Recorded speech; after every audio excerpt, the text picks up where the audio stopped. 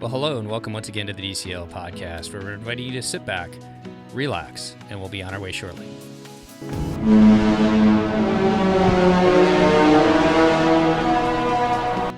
Well, welcome back to the DCL podcast, your podcast to cruise a little smarter. I'm your host, Lake, and I am joined by my co-host, Christy. Christy, how are you today? I am well, Lake. How are you? I am doing okay. We are recording on a Saturday, which is long run day, so I am a wee bit tired. Yeah, but it was gorgeous outside. It's my gosh, so beautiful. Orlando is definitely showing off this week, and today specifically. Breezy, beautiful. Yeah, I had a really great run today, which almost makes up for the terrible runs I had all week. Well, you're also doing that after work. This is very true and is a huge factor, actually. But talking about weather, we've got some chilly things to talk about here. I am really excited. I am really excited for this one, too. This is a new to me show, for sure. I know we've done a show on this topic before, but we are talking about National Geographic Expedition Cruises. Exciting. Very exciting, very unique as well. And we are talking about Antarctica. So cool.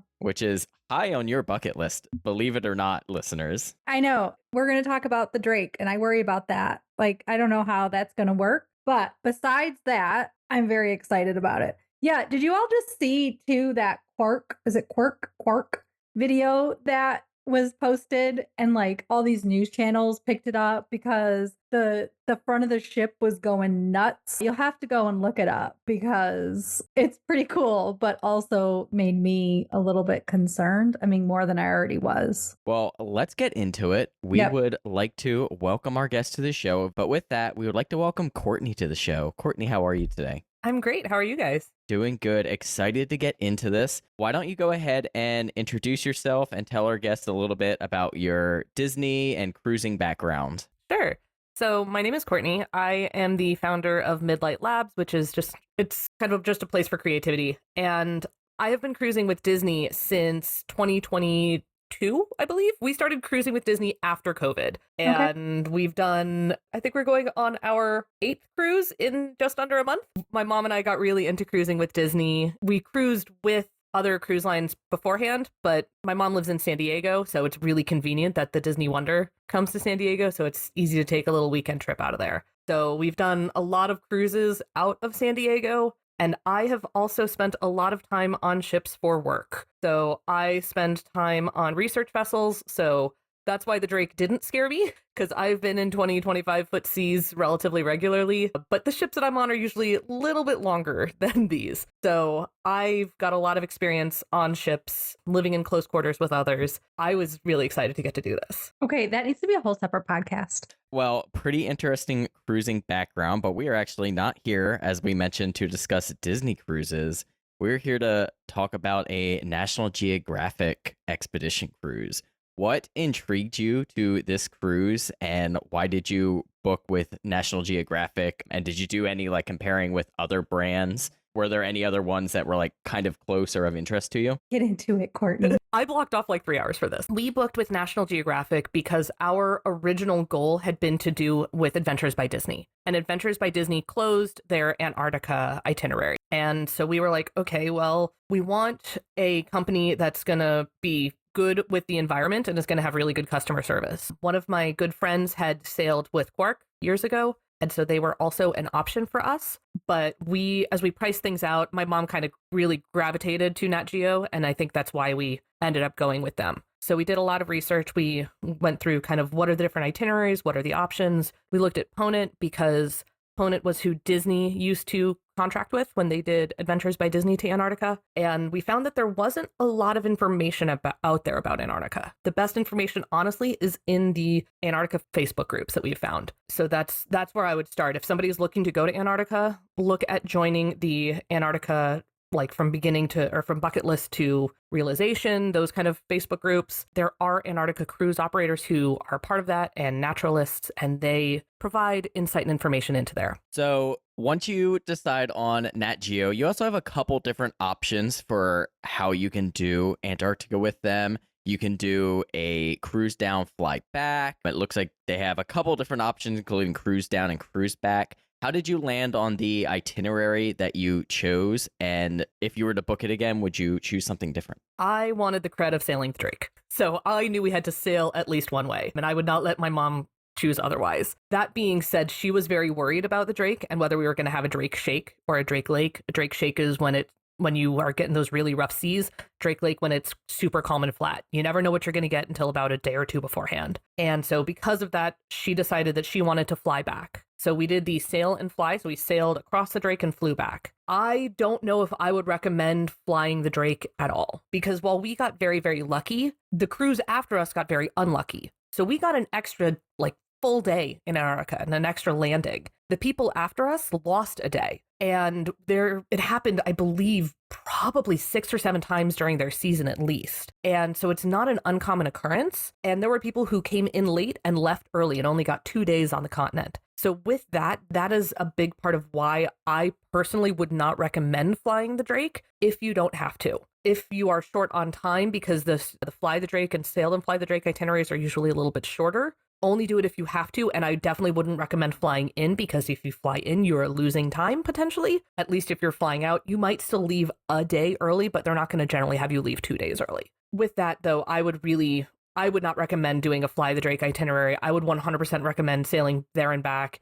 Your schedule is going to be much more locked in. You're not going to have volatility in flying back. You're not going to miss extra days of work. You're not going to have to reschedule all of your flights, which is what happened to us. We had to reschedule everything on the way back. Okay, so let's go back to the beginning. You've picked your expedition. What type of information was given to you before the cruise? We were given a chance so when we got our information, we were told we were going to be staying in Ushuaia for a night beforehand. We were told we needed to arrive at least 1 day beforehand. From there, we would embark the National Geographic Explorer, take about 2 days to sail across the Drake, have 4 days in Antarctica, but they don't give you any locations of where you're going to be going, because that's really up to what locations they can get access to and what the weather is. They try to optimize how many cruise ships are at each location a day. There's a lot of really strict regulation internal to the tour operators through IATO. They are the ones who they self-govern and they self-regulate to keep Antarctica as pristine as possible. And they're a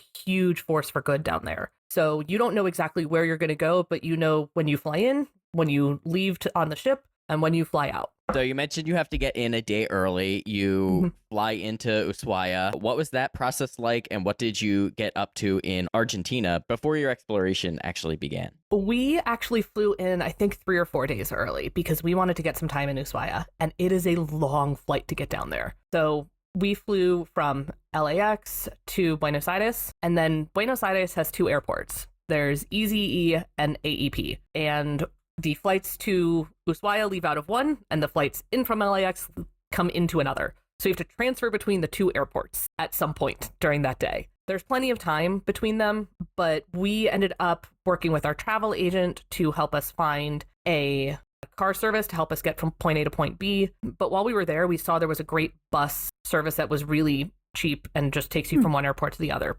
straightforward. So definitely do the research if you're looking to do that.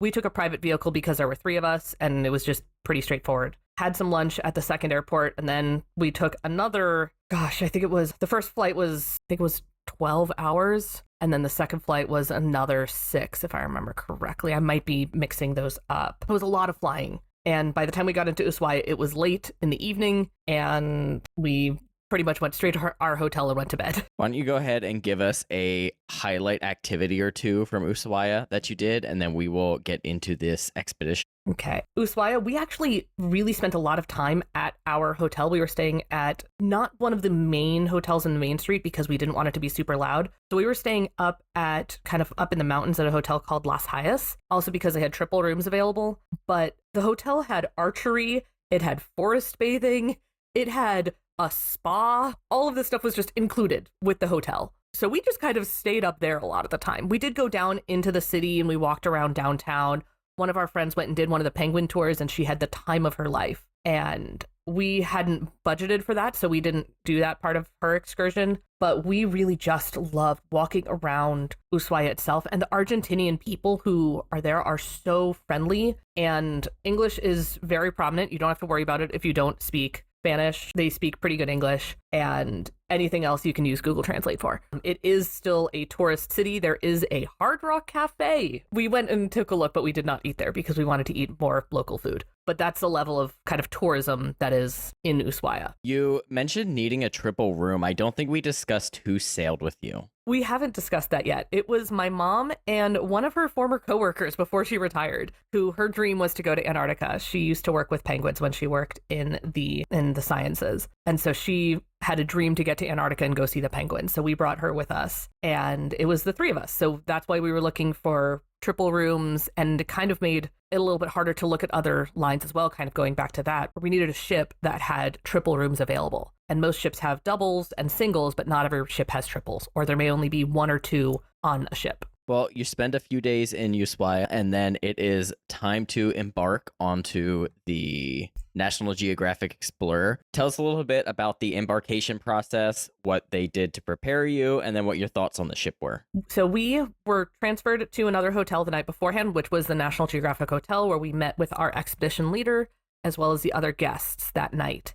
And that's where we kind of got our onboarding. They gave us our information. And that was where we got the information that the ship would be delayed coming in. The ship was due to fly people back, and the plane couldn't land. And so they had to sail the Drake back to get the ship back to us so we could board. So we were told, well, normally we do a short little trip in Tierra del Fuego National Park. You guys are going to get a little bit longer. So we went to bed, got up the next morning, loaded on the buses, had all of our stuff prepped in our rooms, ready for them to grab. And then we hopped on tour buses and went into Tierra del Fuego National Park, which was put together by National Geographic Lindblad. They took us all around. We had guides, fascinating information. We ended up taking a little catamaran tour with lunch, and they actually normally only go straight back into Ushuaia from Tierra del Fuego. But because our ship was delayed, we got to go into the Beagle Channel a little bit and see the lighthouse, which is one of the landmarks. So that was another really cool thing because we got to see the Explorer sailing in as we were at the lighthouse, which was a really cool visual to be able to see. And it was really unique because I don't think anybody else from the season got that view. From there, we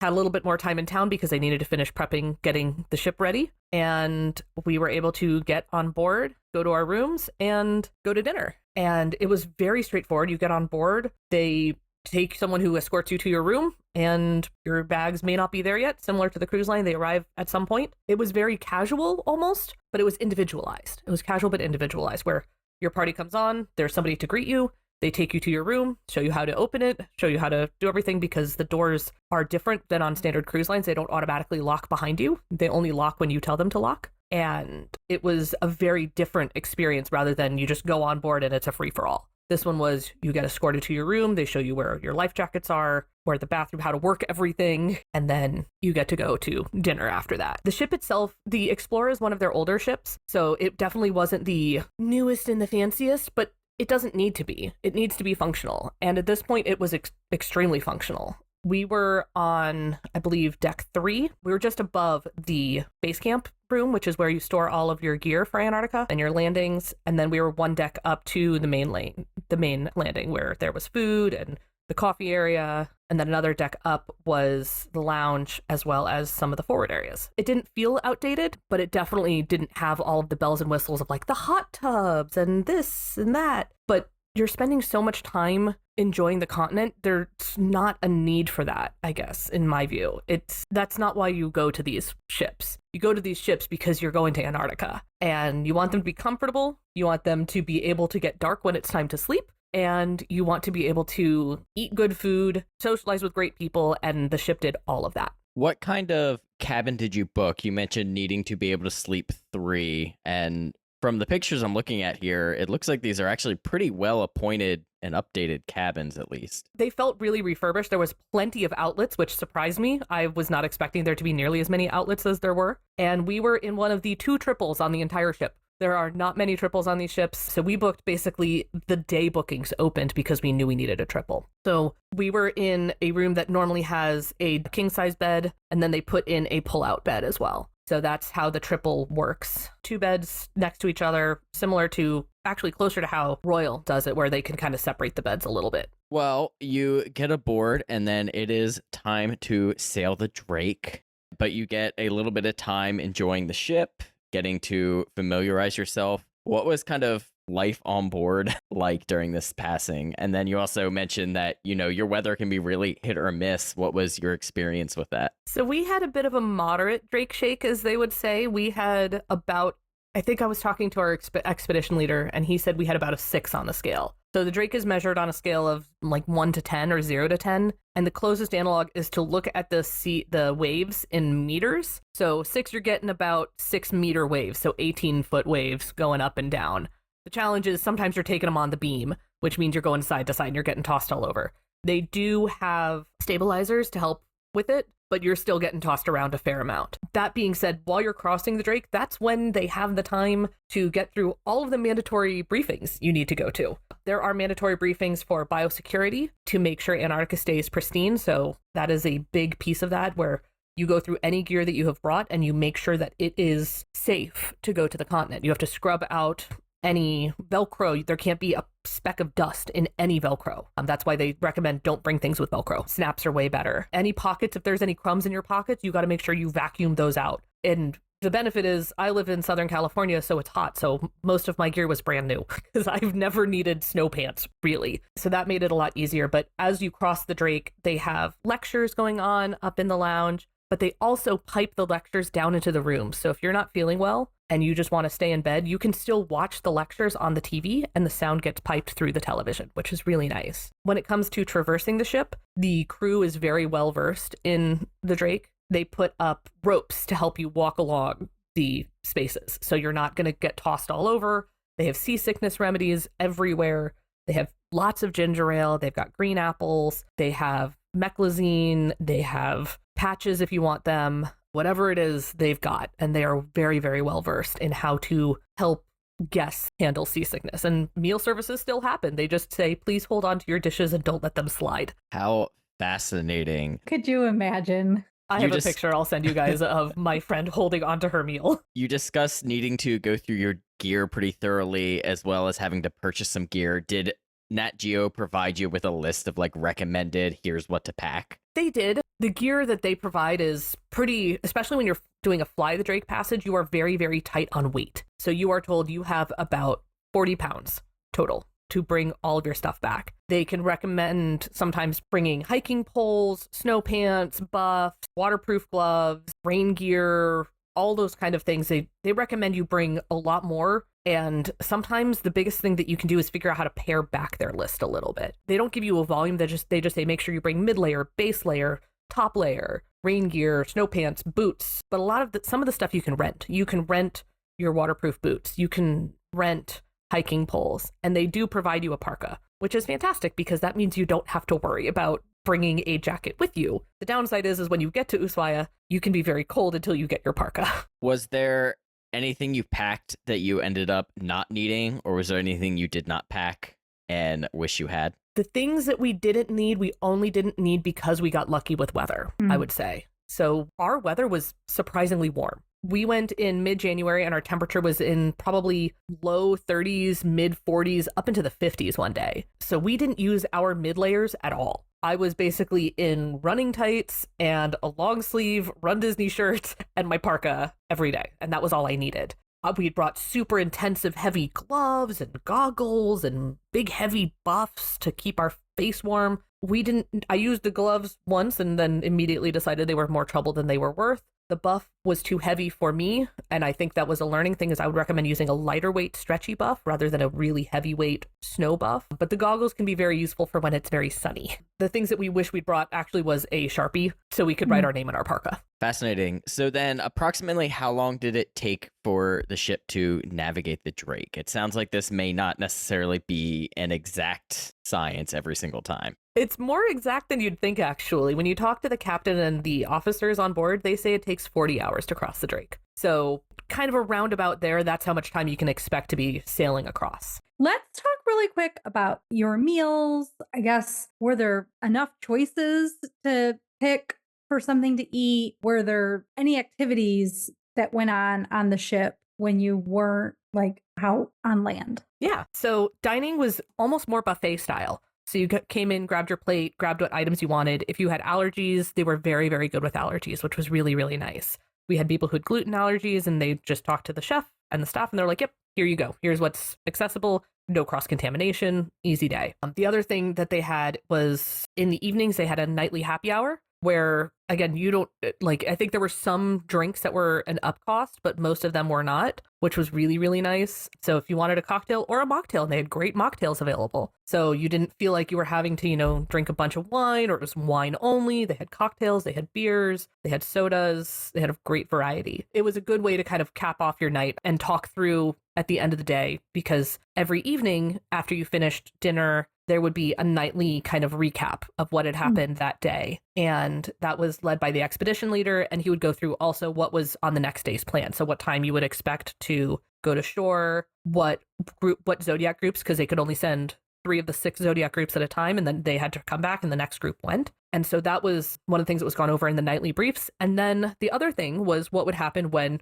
your zodiac group was not going. So what would you be doing on the ship? Sometimes that meant sleeping in, at least for me. Sometimes it meant going to a lecture about Antarctic wildlife, Antarctic history, Antarctic explorers. So that's how National Geographic does it, is they have alternating zodiacs and then lectures with that. And then there's also, tea in the afternoons and snacks. And sometimes you just need that downtime just to like catch your breath, shower, get everything sorted. But there was not a shortage of things to do, but there wasn't like trivia and the normal stuff you would find on the cruise line. No game shows. That's not the vibe, really. It's more of an attitude of learning and education. It's a very educational vacation. So if you want to expand your mind, definitely take one of these. Awesome. Well, then you start to get towards the tip of Antarctica. What was that like? I will say that I probably don't have the best memory of this because I had a migraine at the time. So I missed the first views of it because I was hiding in my room with all of the lights closed.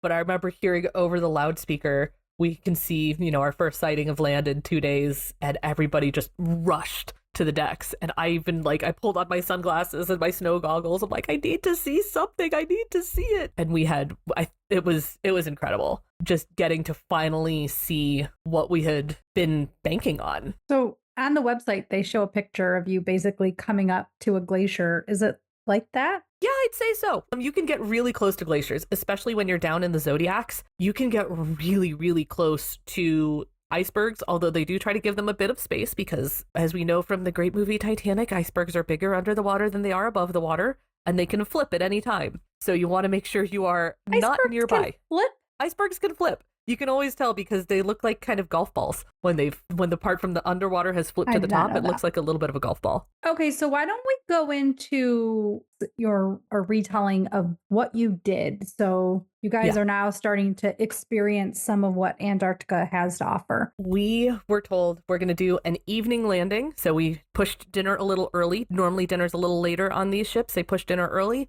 They said we're going to go to Barrientos Island, that there would be Gentoo and chinstrap penguins, and we would get to kind of see what we got to see for the first time. So we'd already been split up into our zodiac groups, where the entire ship, because there can only be 100 personnel on shore at any time, this is an IATO guideline, that includes crew.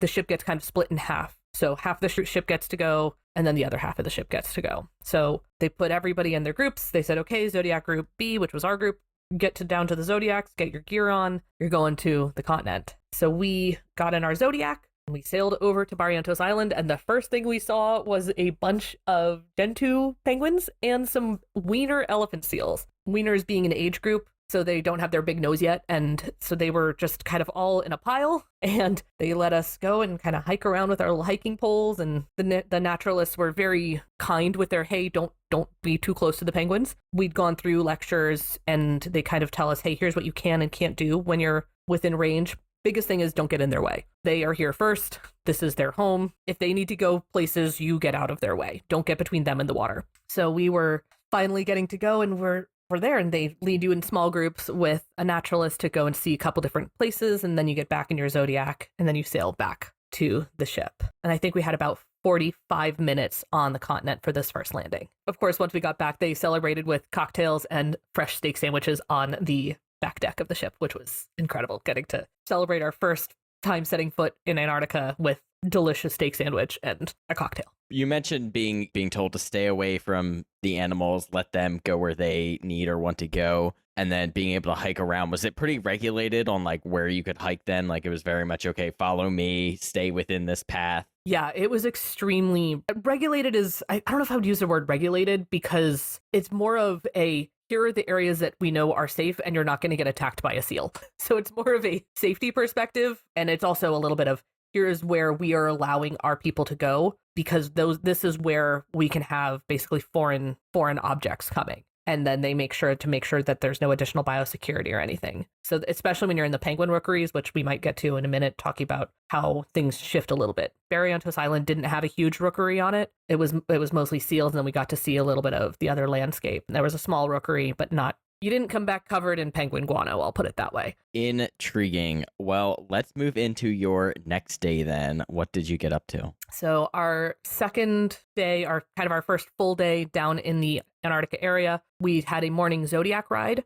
So that meant we weren't going to be doing any landings. We were just going to be going around in Zodiacs. So we were one of the first ones to board at this time, got on our Zodiac. We were actually paired with one of the National Geographic photographers at this point. So that was really cool to have an actual Nat Geo photographer with us taking photos of whatever we saw. And we were just going and tooling around, and it was at Spurt Island, which was known for icebergs. So we were getting to go and just sail through these really narrow channels at points where there's just ice, just covering little chips of ice, the entire surface of the water. And that was really where we got to see some of these really big icebergs. And they're like, we're not going near some of these because it's too dangerous. But that afternoon, then we had an afternoon landing at Palaver Point, where there was a big penguin rookery and the snow was knee deep, at least for me for my height. It was very deep snow.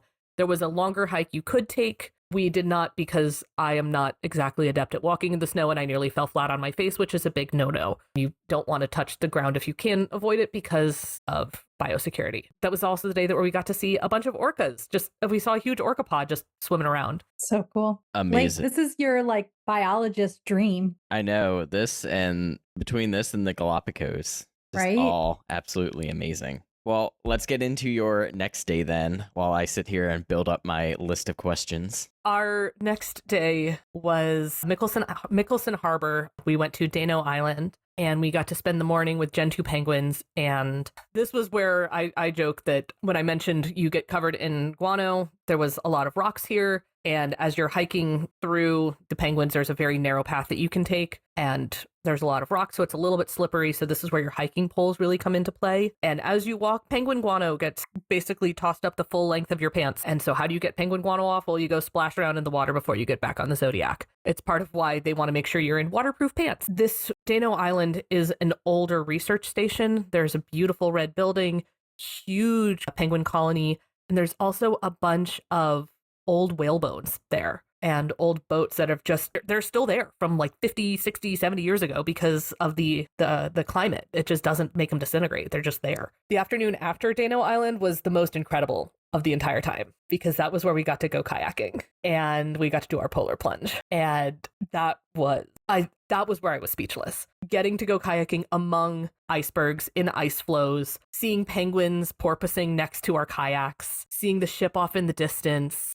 It was one of those where I just didn't have words. It was the most stunning moment of the entire trip. And doing a polar plunge your is whole terrifying. face is glowing. It's just, you can tell that you're really just so, the memory is recreating some of the emotion, which is really wonderful. So for the polar plunge, did you literally just go in a bathing suit and go in this water? Yep. So Why? Polar plunges, because you can. Polar plunges in Antarctica are different based on the line you go with. So some of them will tie a rope to you or have you clip into a rope. Nat Geo doesn't have you attached to anything. And we ask why, because what happens if you go into shock? And their answer is because we have a diver in a dry suit ready to go. So because there are underwater specialists who go with Nat Geo. So yeah, the thing that nobody tells you about our polar plunge, the hardest thing is waiting for it, because this was the day where it was our warmest. It was 50 degrees. So it wasn't cold. The water was cold, but it wasn't cold as you were waiting, except for the floor. So you're standing on these metal floors waiting your cue to go jump into Antarctic waters, and your toes start to go numb and they start to lock up, and the pain of your feet that was the worst of the entire thing. Once you get out there, you step onto a Zodiac, they say, see the bubbles, jump past the bubbles, you jump, you get up, They swim back, climb into the where they launch the Zodiacs, or where they launch the kayaks out of, schlep back in, and then they give you a shot of vodka and the hot berry juice tea, and you're good. And a patch. But you have to jump into Antarctic waters. When else are you going to get another chance? It was shocking. I mean, I was absolutely terrified. This was the thing that scared me the most. I've never liked polar plunges. It's not been my thing, but I was not going to lose an opportunity to do a polar plunge in Antarctica. Yeah, it was terrifying because your full body goes into shock kind of when you jump in the water. And knowing that there is nothing beneath you to catch you, there is like, you have to get your way back to the surface. It's a little scary. I did it anyways. My mom did. My mom put her feet in. They allowed her to kind of put her feet in and paddle a little bit as we were getting out. The rest of us just kind of did the full plunge, and it was terrifying. And they take pictures. Oh my God. Sounds amazing to me. I'm in. I mean, I think hearing the polar plunge was less scary than listening to her retell it. I do have a video of it. I did manage to get the whole polar plunge on my GoPro. That's Also, one that I would highly recommend, bringing a GoPro. Why don't they have something for you to stand on that also isn't freezing? Like, just put like a rubber mat down. They do in places, and as you get to the really metal part, it's actually I think it's almost linoleum and you're just standing for like 10 minutes. That's the hardest part. That was by far the hardest part. And everybody else, get out, they immediately put their towel on. I'm like, it's warmer out here. Why? I'm not even cold. So I didn't even put my towel on. I was like, nope, I'll use this to like stand on, but I'm not going to dry off with it because it's not cold. It's warmer outside of the water. Crazy. Well, let's go ahead and move into your next day then, or your next activity. Yeah, our next day was supposed to be our last day. So this was our day where we were going to Whalers Bay. Whalers Bay is at a place known as Deception Island. And this is an old whaling facility where the buildings are still there. And there had been a major incident of graffiti earlier in the season. And there was a chance to hike up to where the graffiti had been, where the tag had been placed on the side of the building. We didn't go there. We ended up going to a location known as Neptune's Window, I believe. And that was a hike, and it wasn't long and it wasn't hard per se, but it was steep and slippery. And that was one for sure that you really needed your hiking poles for, because you're not in good shoes. You are in knee-high muck boots, and those are not great for hiking, and it is slippery as all heck. So that is one where we got to hike past a couple seals as we're heading over there. It was only about like a mile, I think, and we got to look down, and it was just this sheer drop-off into Antarctica where there's this beautiful window. So that was our kind of the mid-length hike, and then we ended up going over and seeing some of the historical buildings and the historical whale tanks and all of that. And then the afternoon, as we were sailing to King George Island, we got to go to Edinburgh Hill, which, I was like, what is this? The Edinburgh Hill? And somebody's like, it's a big rock. I'm like, oh, okay, it's a big rock. But if you've ever seen the Devil's Postpile or the Giant's Causeway, it's like that, but in Antarctica. And it's just this massive, almost half dome shaped thing, but of these beautiful hexagonal basalt columns. And it was really cool to get to see. And that was actually, we got really, really close. We didn't do any landings there. We didn't do a Zodiac cruise, but we just got to sail in with the ship, and the whole ship got real close. And we just turned around and watched this huge thing. We're just like, we're really close to that. But it was really incredible. So the day that we were supposed to fly out, we were all packed up. We had all of our stuff outside of our door the night before so they could get it all tagged and prepped to be going to shore. And then we sat in the lounge all day. And we sat in the cove next to I believe there was a Russian facility and possibly a Chinese facility. So some people turned on their phones and got a surprise. Welcome to the Russian, Federation government text message automated on their phones, because there was some form of cell reception there. But most of us were just kind of like, well, we're just going to sit here and wait for instruction, because there wasn't much we could do. They gave us semi-periodic updates, but it wasn't much. And it wasn't because there was nothing they could do. A lot of us just spent time talking with the naturalists because they were waiting to hear from shoreside of, is the plane going to take off? And the reason it is so volatile is because of the weather on King George Island. That's where the planes come in and land, and it is a visual landing. So it's only during daylight hours, which during the summertime in Antarctica is fantastic because you have daylight for many, many hours a day. But when you are just waiting and sitting and twiddling your thumbs, you're just kind of sitting and waiting. So that's a big part of it. Is the first day we were just kind of sitting waiting, as we had to be out of our room so they could make them up for the incoming guests. And by the time it got to around 8 o'clock that night, 7 o'clock that night, they're like, well, go to dinner. You're going back to your rooms for the night. but they're going to be in a new configuration potentially because we were in a triple room. So we'd had 3 beds. They'd put away one of the beds. They'd move the 2 beds together. They'd set it up as a double. So we had to rearrange some stuff, but it was fine. So I'd mentioned that, as we were waiting for this and they told us, hey, there's not going to be another opening for us to get a plane out. You guys might as well do one more landing. We got a bonus day in Antarctica, which was unthinkable for us. So we got a whole extra day to go and see one last rookery and do another Zodiac cruise. And so we went to Fort Point. And this day really put the rest of the trip in perspective for me. And what I mean by that is we didn't realize how lucky we had been with weather until our bonus day, because it was cold.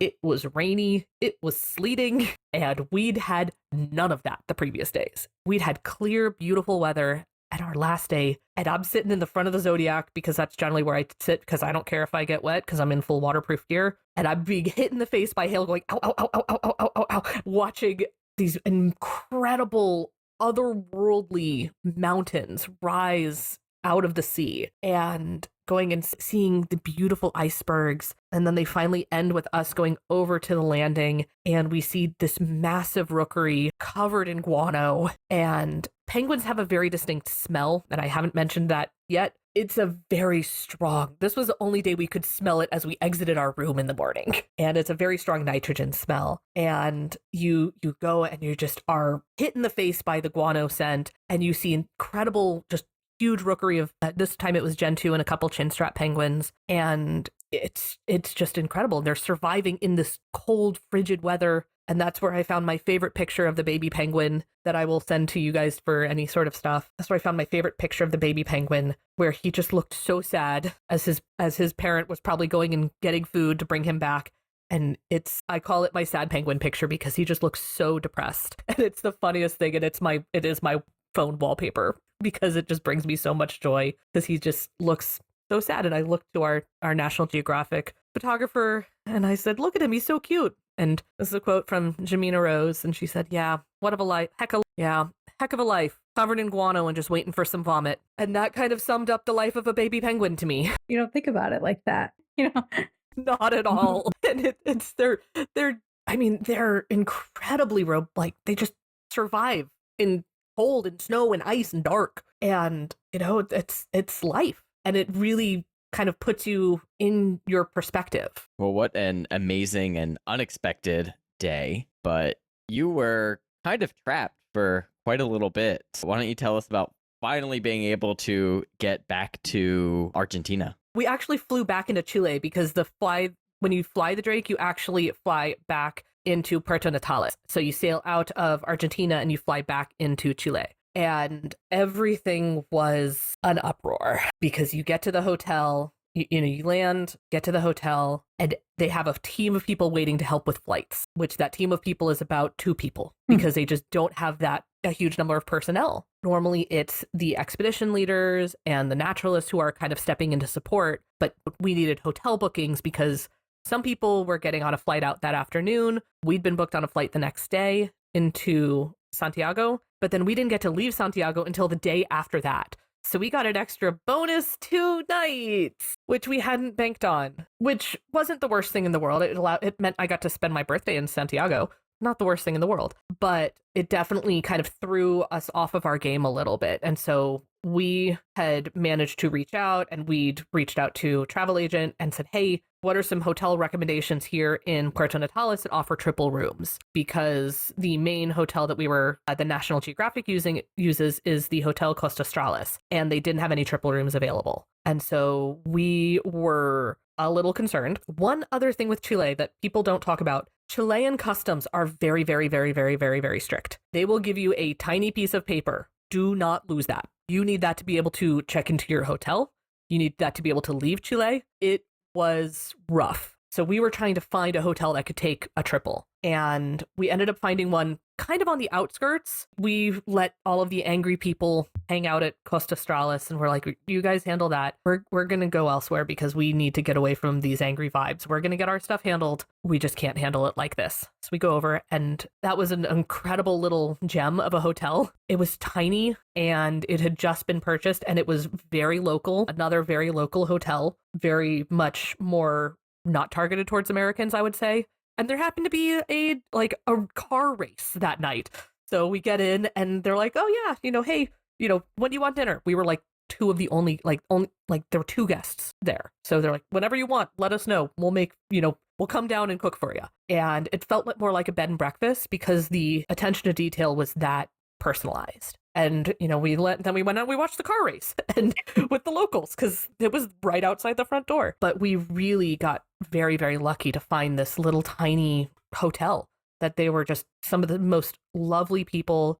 People stay there for one of the marathons out in Puerto Natales too. So they had a bunch of runner medallions and signatures and stuff. That was really cool. It was a challenge to try to find somewhere last minute, but they were lovely. And then we got into Santiago. We stayed near the airport, had our evening vibes. They gave us a couple little bonus drinks for birthday stuff and went and did some shopping and then left Santiago the next morning to get back home. Such a journey, really. It was a journey. So obviously delays happen as with any travel, but you mentioned people were pretty upset, but even very briefly scrolling through the National Geographic Expedition's website, there is so many notices about, hey, these delays absolutely happen. And I found on the FAQ an entire contingency plan for if each part of the trip is delayed, here's what happens, here's what we do, and it very clearly says these happen.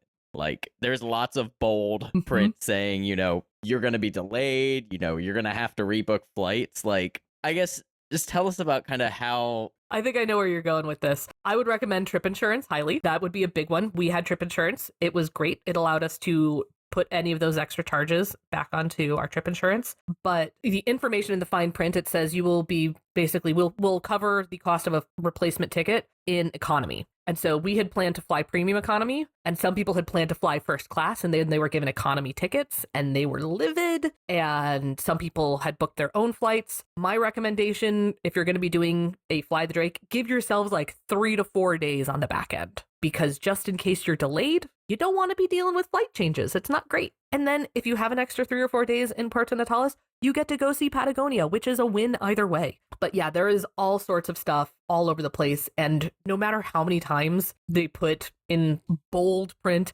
delays happen, we know they happen, here is how we handle them, people are still going to get outraged. And fortunately, both my mom and I are pretty well-seasoned travelers. We've both been delayed overnight, other places. We've been through the gamut travel-wise. And so we were kind of like, whatever, we know how to handle this. We've got this. Our friend who was with us hasn't traveled quite as much as we have.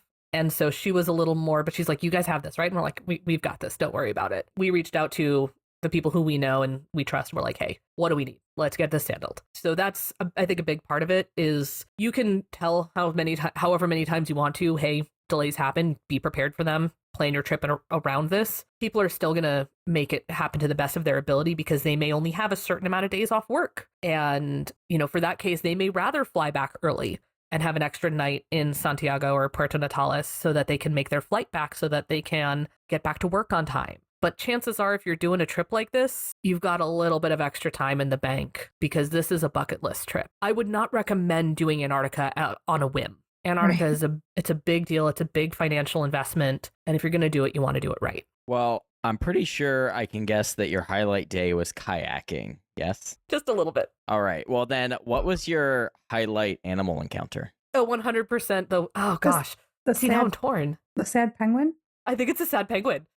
Which was on our bonus day. I mean, I loved getting to see a Weddell seal, which I didn't even know existed until I heard about it on a trivia show. And I was like, a Weddell seal, what is this? And so that was the one that I wanted to see the most. But seeing huge pods of orcas just swimming and hunting and seeing leopard seals hanging out on the ice. And it was my sad little baby penguin, I think, was my highlight of my animals. He just, I can't help but laugh and smile every time I see the picture. So I would hate to say, was there anything that you weren't excited for, but was there anything kind of on your list of excursions that were like, oh, okay, like not the most interesting day, but then ended up being like, oh, wait, no, this was amazing? I don't know. I don't think there was. I think probably the closest would be the Drake, because the Drake is intimidating and scary to a lot of people. I didn't even mention this yet. We did have one moment where we had a 30-something foot wave come and hit the ship, and it knocked a piano over, and it woke all of us up at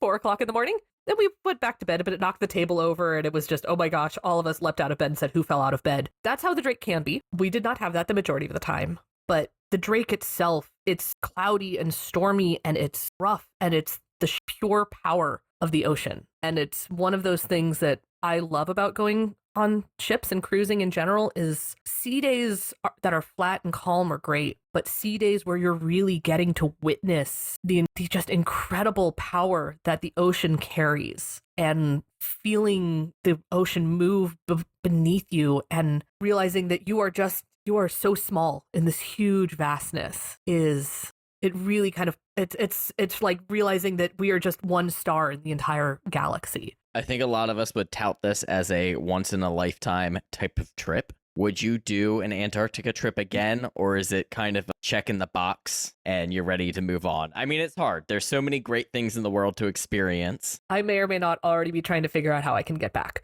Antarctica, for most people, is a once in a lifetime trip because A, it is extremely expensive, and B, by the time most people have the time and ability to go, they are later in their life. That doesn't mean that Antarctica is only for old people. I will say a lot of the people on our cruise were over the age of 60. And I don't want to say old people because my mother is one of those and I would never call her an old person. But that doesn't mean that Antarctica is only for retirees. Antarctica is for everybody. And the younger you get to go the first time, I think the more of a chance you have of going back because it is enrapturing. I thought it would be a one and done, and I did not think I would be trying to go back. And now I'm like, okay, how do I get to do the below the Antarctic Circle? How do I get to go into the Ross Sea?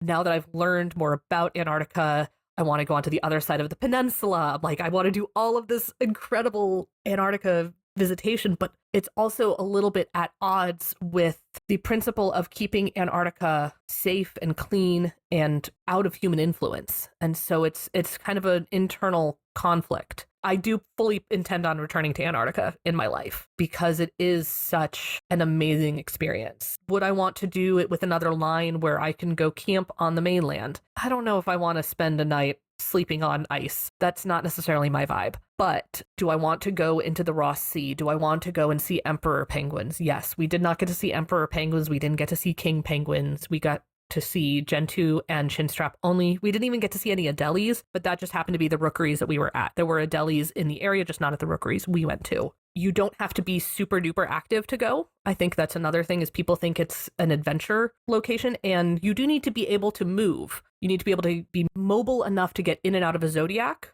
but you don't have to go and do these crazy hikes. There are options to go and just hang around in the lower areas and just go and see the animals and experience it. And there are naturalists who always stay close by. Every location you go to, there are naturalists who will answer your questions, historians who will answer your questions.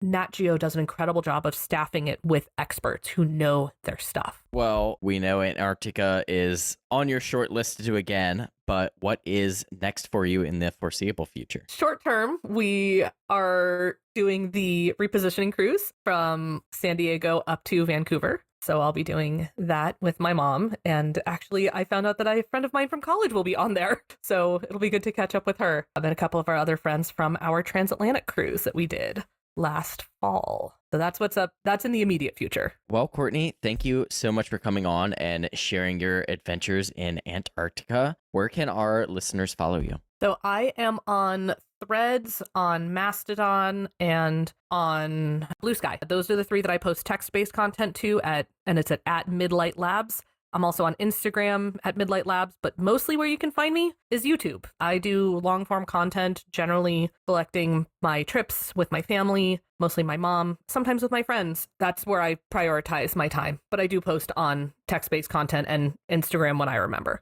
And Christy, where can our listeners follow you? I am all over the internet, mostly Instagram and Facebook at Pack Your Pixie Dust. And my website is packyourpixiedust.com. Lake, where can we find you? You can find me on Instagram and YouTube at MouseGen. And you can follow the podcast at Instagram and Facebook at DCL Podcast. And you can always check out our website at dclpodcast.com. But that is going to do it for this episode. Thank you all so much for listening, and we will see you next time on the DCL Podcast. Bye, guys. Bye.